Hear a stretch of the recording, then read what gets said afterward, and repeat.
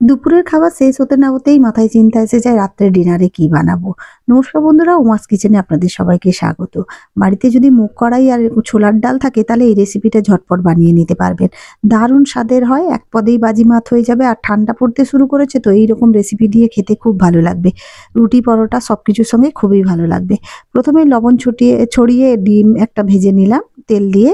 আর আমি এখানে 2 থেকে 3 জন খেতে পারবে সেই পরিমাণে বানাচ্ছি। আপনারা ডিমের পরিমাণটা বাড়িয়েও দিতে পারেন। প্রথমে ডিমটাকে এভাবে ভালো করে ডিমটা ভেজে নেব, যাতে না হলে ডাইরেক্ট দিলে আষ্টে গন্ধ ছাড়বে, যার জন্যে ডিমটাকে এইভাবে ভেজে নেওয়া।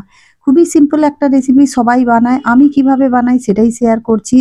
আর এইভাবে যদি বানান দারুণ স্বাদের হয়। ডিমটা ভেজে তুলে নিলাম, তুলে আমি কড়াটা পরিষ্কার করে নেবো। এই কড়াতেও বানাতে পারেন। এদিকে ছোলার ডাল আর মুগের ডালটা আমি সেদ্ধ করে নিয়েছি। কড়াটা আবার ধুয়ে পরিষ্কার করে বসিয়ে গ্যাসে আমি আবার 2 চামচের মতো, ছোট চামচের 2 চামচ তেল দিয়ে দিলাম। এরপর আমি তেজপাতা আর একটা শুকনো লঙ্কা ফোড়ন দিলাম। তারপর অল্প একটু জিরে ফোড়ন দিয়ে দিলাম। দিয়ে এখানে দেখুন একটা পেঁয়াজ একেবারে ছোট ছোট করে কেটে রেখেছিলাম, পেঁয়াজটা দিয়ে দিলাম। দারুণ খেতে হয়, সবাই খুবই পছন্দ করে, কিন্তু আমি একটু অন্যভাবে বানাই, সেটাই আমি আপনাদের সঙ্গে শেয়ার করছি। যারা এইভাবে বানায় তারা তো জানে এর স্বাদ কি। এরপর আমি একটা আদার কিউব দিয়ে দিলাম। আমি অনেকটাই আদা এনে এইভাবে কিউব করে রেখে দিই। তারপর কাঁচা লঙ্কা আর রসুনের পেস্ট দিলাম, রসুনটা একটু বেশিই দিলাম।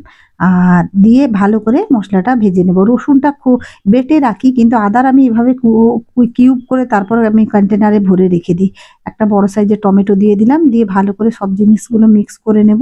এতে করে আদাটা যখন দরকার পড়ে চট করে বের করে রান্না করে নেওয়া যায় কোনো ঝামেলা ছাড়াই।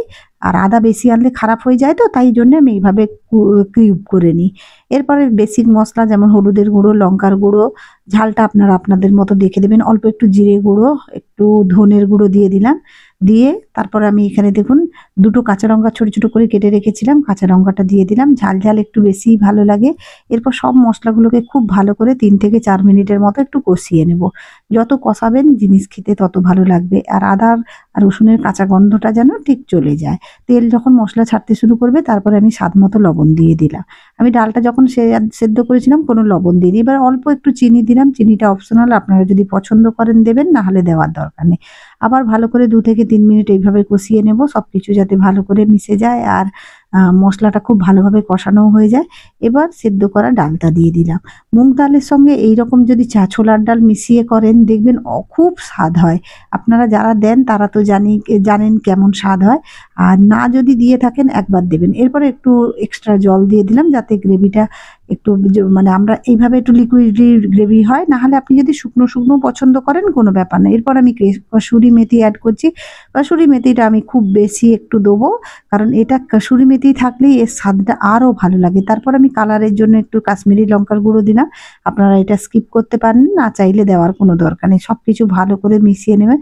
যদি কসুরি মেথি দেন দুর্দান্ত স্বাদ হয়। কসুরি মেথিটা অবশ্যই বাড়িতে রাখবেন, এমনিতে কসুরি মেথি খাওয়াও ভালো। এরপর আমি একটু তড়কা মশলা দিচ্ছি, যদি আপনাদের বাড়িতে থাকে, নাহলে এখানে একটু গরম মশলা দিতে পারেন। আমি আর গরম মশলা অ্যাড করব না। এরপর এটাকে 2 থেকে 3 মিনিট একটু ফুটতে দেব, তার মধ্যেই দিয়ে দেব। যখন এটা ফুট ধরবে আমি এর মধ্যে ভেজে রাখা ডিমটা দিয়ে দিলাম। খুবই সিম্পল রেসিপি মনে হচ্ছে তো, কিন্তু এরপর যখন ঠান্ডা আসবে এইরকম রেসিপি যদি থাকে আর কিছুই লাগবে না। এর সঙ্গে একটু পেঁয়াজ কেটে নিলেই হবে। তো কেমন লাগলো বন্ধুরা আমার এই সিম্পল রেসিপিটা? যদি ভালো লেগে থাকে অবশ্যই কমেন্ট করে জানাবেন। আর কারা কিভাবে বানান অবশ্যই কমেন্ট করে জানাবেন।